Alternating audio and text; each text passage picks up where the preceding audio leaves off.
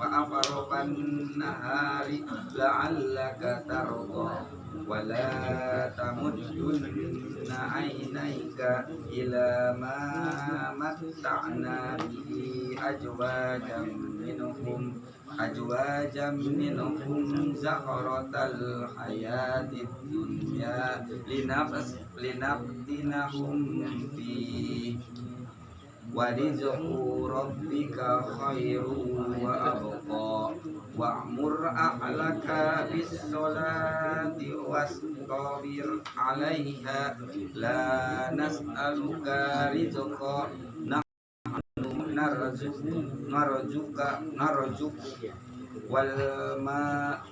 والعاقبة للتقوى وقالوا لولا يأتينا آيات من ربه أولم تأتهم بينة ما في الصحف الأولى ولو أنا أهلكناهم بعذاب من قبله لقالوا ربنا لولا أرسلت إلينا رسولا فنتبع آياتك من قبل أن نذل ونخزى قل كل متربص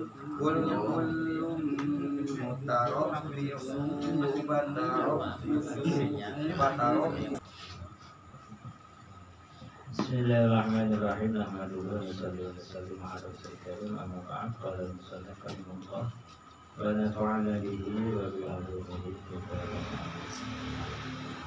Hadis yang ketiga mengenai banyaknya cara untuk mendapatkan kebaikan atau cara untuk berbuat baik. Wa anhu dari Sayyidina Abi Dzar radhiyallahu ta'ala anhu qala Nabi sallallahu alaihi wasallam uridat alayya a'malu ummati hasanuha wa sayyi'uha. Kata Nabi itu ditampakkan kepada aku amal perbuatannya umatku semuanya, hasanuha sayyi'uha, yang baik yang buruk semuanya ditampakkan kepada Nabi. Kalau kita merasa mestinya malu kalau berbuat buruk atau maksiat, dan bangga kalau kita itu berbuat baik karena kita dilihat seakan diketahui oleh Nabi amalan kita yang kita buat kebaikan. Fawajatu fi mahasin amaliha al-adha yumatu anitari.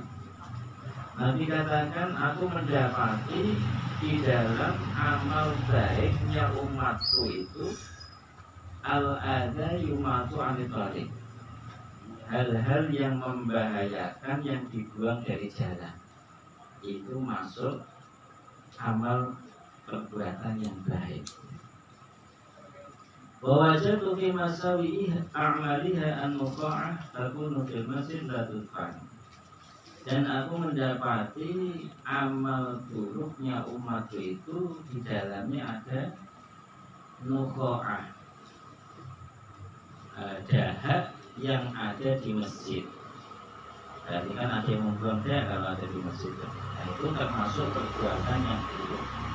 La tudfan, yang tidak dihilangkan.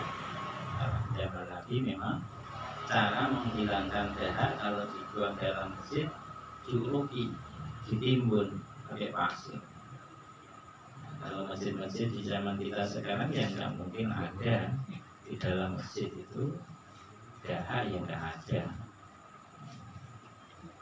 Nah, ini di sini yang dimaksud ada itu ya apa saja yang membahayakan orang yang lewat. Muka berpikir apa, duri apa-apa yang membahayakan. Kadang dahan ranting yang di jalan ketika kita bermotor juga bisa menjatuhkannya, itu membahayakan semuanya.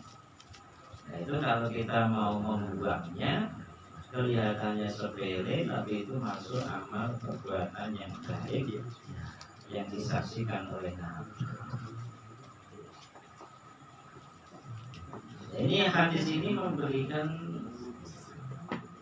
pelajaran buat kita bagaimana banyaknya cara untuk berbuat baik. Bahkan sampai hal-hal yang kita sangka itu bukan perbuatan yang istimewa, ya, nggak ada apa-apanya. Kita lewat di jalan ada batu kerikil atau apa, kemudian kita singkirkan pakai kaki, seakan nggak ada pahalanya, tapi ternyata itu masuk dalam perbuatan yang baik. Kaima totil ada mentorik, menyingkirkan hal-hal yang membahayakan dari jalan. Seperti kan kalau yang nggak punya pelataran, ya, halamannya itu apa? Ya jalan itu. Jadi kalau umpama jalan itu ada yang mengganggu yang lewat, kalau bisa disingkiri, sekalipun daun-daunan kita sapu. Ada dan ngembeng-ngembeng air dibersihkan. Ada yang ketabrak motor mobil, kira kena gerbang atau tembok kita, baru dicat marah. Yang salah sendiri nggak disingkirin itunya airnya, buang yang ngembeng-ngembeng. Ya punya halamannya jalanan. Ada kucing biasa di depan rumah, ya kan? Di jalan tadi, depan rumah di jalan. Walaupun kelihatannya sepele, dibuang itu sebenarnya pahala. Orang lewat pausan. Ketika kita buang, orang lewat nyaman, nggak ada bodai kucing, pahala. Nah, itu kan sepele. Termasuk nukha'ah minal masjid. Kalau nukha'ah nggak ada lendir apa kotoran dari mulut itu kita nggak ada, mesti di masjid pasti ada kotoran walaupun hanya sebutir pasir. Itu ataukah sawang, ya, yang pada jatuh dari kolong-kolong jendela itu kita bersihin. Kadang di jendela ada yang nyangkut debu itu kita lap. Sebetulnya itu memberikan kenyamanan orang yang nyender kadang-kadang sepele. Itu masuk pahala juga. Ya, Nabi mendorong kita untuk berbuat apa yang bermanfaat bagi orang banyak dan mendatangkan maslahat kepada orang banyak. Apapun bentuknya, kalau bisa kita buat. Dan menjauhkan hal-hal yang membahayakan orang ataukah menimbulkan mafsadah, itu juga kita hindari. Di sini ada kewajiban kita untuk memuliakan masjid. Kita jaga masjid musola kita, adabnya dipakai. Jangan nunggu marbot. Ya walaupun marbot udah ada gajinya, ya, tapi kita kalau mau dapat pahala ya bantu marbot. Udah ada marbotnya, ngapain ikut? Nggak usah. Paham. Kalau kita mau pahala, sedikit banyak. Oh depan musola apa namanya tuh, rantainya kok tapak-tapak kaki banyak banget. Nah itu udah ada marbotnya, tudahnya ntar malam atau besok pagi dibersihin. Nggak usah. Kalau bisa kita sendiri itu yang melihat kotornya masjid musola langsung dipel disapu. Untung dari pahala akhirat. Kalau marbot kan dua, yang jelas pahala dunia dapat, ya kan? Nggak tahu pahala akhirat, kalau dapat nggak dapat. Kalau nggak ikhlas nggak dapat lah.